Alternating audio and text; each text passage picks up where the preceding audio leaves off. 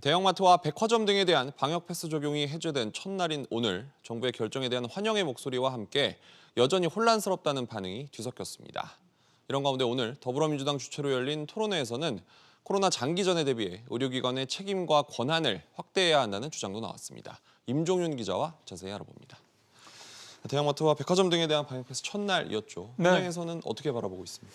시민들, 그러니까 시설을 이용하는 시민들도 그렇고요. 시설 운영자도 모두 일단 긍정적이다, 환영하는 그런 분위기였다 이렇게 볼 수가 있겠습니다. 네. 특히 그동안에 방역 패스 때문에 그 미접종자들 같은 경우는 아예 출입 불가능했었거든요. 근데 이제 백신 미접종자들도 출입 명부에 등록을 하거나 또는 이제 안심콩 같은 거 하게 되면 이제 마트라든가 백화점에 출입할 수 있게 됐으니까 이들 입장에서도 상당히 분위기는 좋을 수밖에 없었다 이렇게 그렇겠죠. 볼 수가 있겠습니다. 시설 운영자들도 이 방역 패스 확인 인력을 또 별도로 두지 않아도 되니까 이런저런 부담을 좀 더는 그런 모습이었습니다.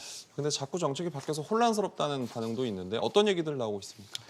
정부가 지금 방역 패스를 적용하는 시설이 전국에 115만 개소거든요. 근데 어제도 전해드렸습니다만 이번에 정부가 해제를 하는 곳은 이 115만 개 중에 11%가 조금 넘는 13만여 곳밖에 안 됩니다. 네. 그러니까 어디는 되고 어디는 안 되다 보니까 당연히 시민들 입장에서 봤을 때는 혼란이 생길 수밖에 없습니다. 이런 상황에서 정부가 3월부터 청소년에 대한 방역 패스 적용 방안을 그대로 시행하겠다라고 강조해서 밝힌 점 역시 시민들의 혼란을 키우고 있는 그런 대목이라고 볼 수가 있겠는데요.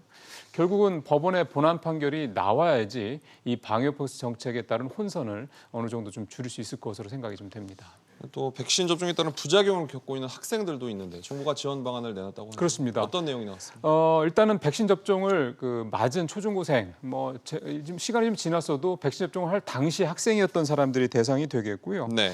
90일 이내 중증 이상의 이상 반응이 나타나서 보상을 요청을 했는데 일단 인정을 받지 못한 사람들이 정부의 지원 대상이라고 보시면 되겠습니다. 이들에게는 개인별로 500만 원 한도 내에서 의료비가 지원이 되는데요. 현재 기초수급자로 교육급여를 받고 있는 학생들 같은 경우는 지원 금액이 최대 1,000만 원까지, 그러니까 2배 가까이 이렇게 늘어날 수도 있습니다. 네. 교육부에 따르면 어제까지 13에서 18세 이 청소년들 접종자, 백신 접종자 가운데 이상 반응을 의심 사례들을 보인 사람들이 전체 접종자의 0.27%인 1,900여 건이다라고 밝혔고요. 이 가운데 이제 사망을 비롯한 이런 중대한 이상 반응을 보인 사람들은 284건으로 집계가 됐습니다.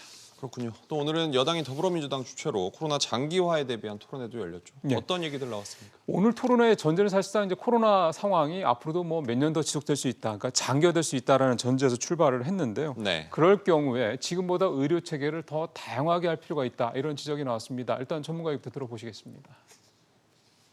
지역별로 전담하는 중증 환자 관리 체계가 있어야 될 것 같습니다.